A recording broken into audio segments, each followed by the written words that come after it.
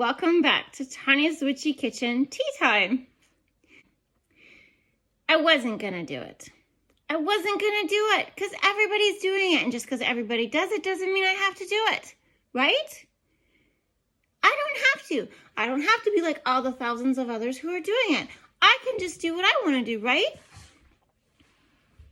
I know you're confused. So, it's November.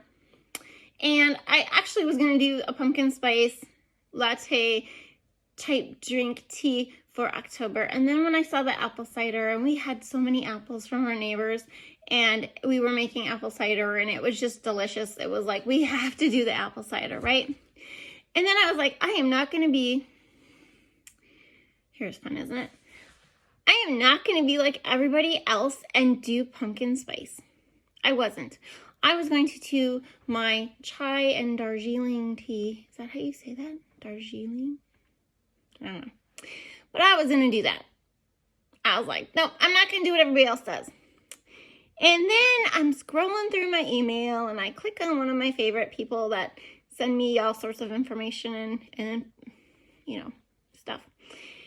And lo and behold, what does she have on there? She has a pumpkin spice herbal latte. Kid you not. And I was hooked because I saw it had dandelion root and burdock root and the pumpkin puree, the maple syrup, the cinnamon powder, which, was the spice of the month, and of course some other spices. And I went, you know what? And my son is like, he's a huge pumpkin spice creamer type of person, loves it. And I was like, this is something great. I can do this with him and I can do it for you, even though I wasn't going to do it because I just didn't want to do a basic, here you go, throw it together, and there you drink it, but this is me. This is more me. This is the herbal latte type of thing, right? It's just been awesome. This whole journey I've been on with everything. It's just crazy. So many things coming together, and what can I say? But anyway, let's go to the kitchen because this is tea time. This is a short one. And let's make some pumpkin spice herbal latte. Oh, and don't forget 3 things. Dream big. Be true to you. You are worth it. Okay, to start, you want a pan, and we're using dandelion root. You could use a skillet because we're going to roast them, but I'm all about not making a lot of dishes. So, 3 tablespoons of the dried dandelion root, okay, and just put it in the pan. And then we're using burdock root, 1 tablespoon of that in the pan, and we're going to roast them. Now, you can also roast them if you're doing a big batch. You can roast them in the oven. I think it's 400 degrees for 10 minutes, but check them halfway through. They'll get a little bit darker, and they'll smell really, really aromatic. Like right now, they just smell like, I don't know, dirt, herbs, that earthy smell. But, okay, so on medium-low, you just want to mix them up, heat them up, and keep moving them because you can burn them really easily. Just keep blending.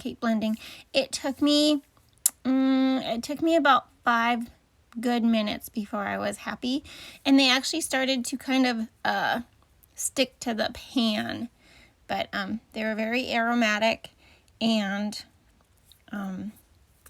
it's hard to tell if they're darker in color because the burdock seems to be a little bit darker anyway, but I think if you had them side by side, you could see the roasted ones are a little bit darker. Now, for roasting, that we're doing this all for flavor, okay? Therapeutic use, you don't need to roast them. But since we're doing this all for flavor, that's why we're roasting them.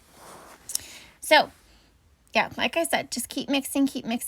It took me about 5 good minutes, but they started to stick, and that's kind kind of when I knew they were done. If you do it in the oven, put them on parchment paper, okay? Takes, doesn't take much longer, but if you're going to do a bigger batch and you don't want to be stuck watching them constantly, that's a good idea.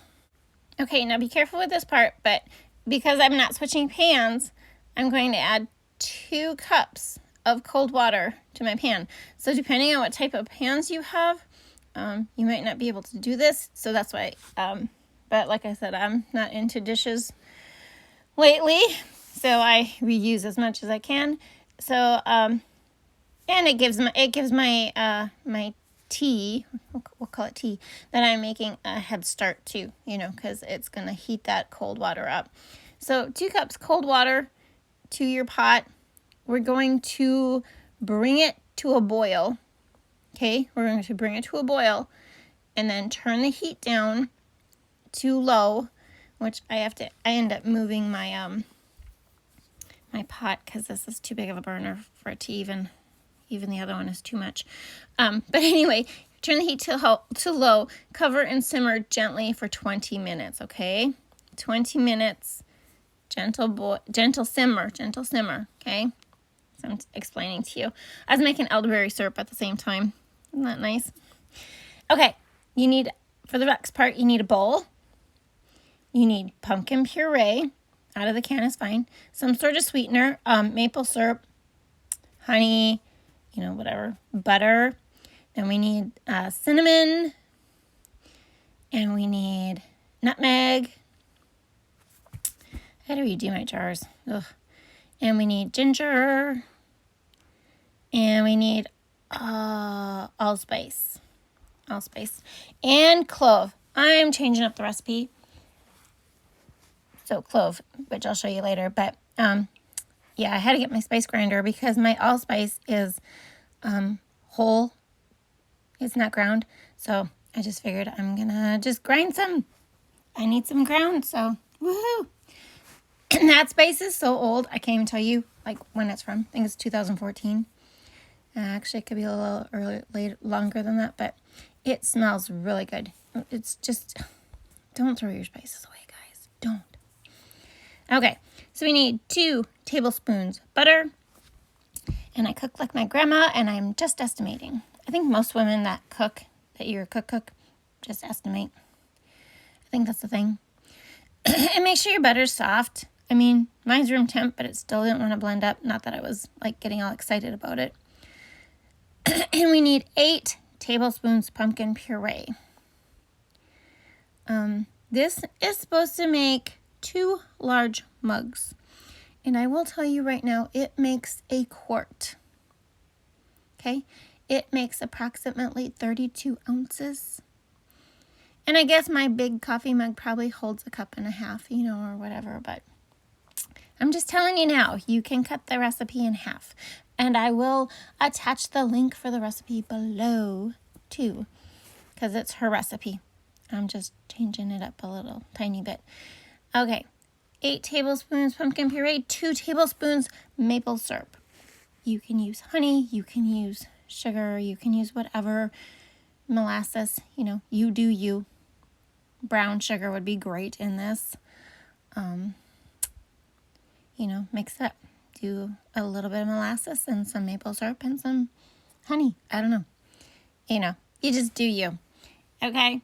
Now for the spices, let's see, you want about a teaspoon of cinnamon, and you can reserve a little bit, not of the teaspoon, put the whole teaspoon in there, but if you want, you can use a little bit more cinnamon to sprinkle the top of your cup, okay?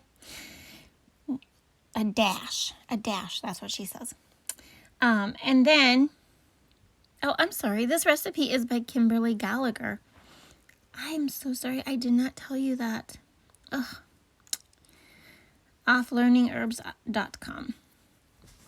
I'll post that all below. Okay, so we need 1/4 teaspoon. I don't even know what I put in there. I wasn't watching. So 1/4 teaspoon ginger, 1/4 teaspoon nutmeg, 1/4 teaspoon of our freshly ground allspice. Make sure they're all powders because we're not straining anything out of here, okay? So all ground ginger, ground nutmeg, ground allspice. And then I decided that I like the pumpkin spice with cloves in it. Okay? I like that. That's how I do it. See? Ground cloves. I put 1/8 of a teaspoon. So I put half of my 4th teaspoon in there. Okay? Just, cloves are good. Cloves are good. We haven't done that, have we?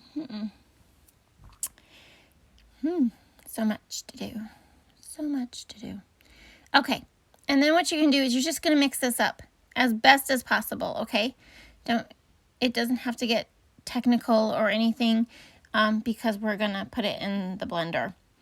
Well, I'm going to use my immersion blender, but the instructions say to put it in a blender. So that is as best as I could get it. The butter was kind of weird. But anyway, well, I guess, the butter's a fat and the pumpkin is probably water-based. So, yeah, makes sense. So mix it up as best as you can. Put it in a blender if you choose. I was putting it in this quart jar because I'm going to use my immersion blender to blend this all up. Like I said, the least amount of dishes possible. And my immersion blender cleans up slicker than anything. So, yeah, that's just how it is. Did I tell you I got a new immersion blender for my kitchen? Yep. And, okay, so for the tea, when they are done, we're going to, so I'm using the same bowl. You notice that as my things are in? I will, press this better, but we just need 1 cup of the root tea mixture. If it's too thick, you can add more. You should have, 1 cup and a 1/4 cup and a half after. Oh my gosh, I don't want to know what my dog is doing. Okay, so you need about 1 cup of this. I could have poured it into that thing too.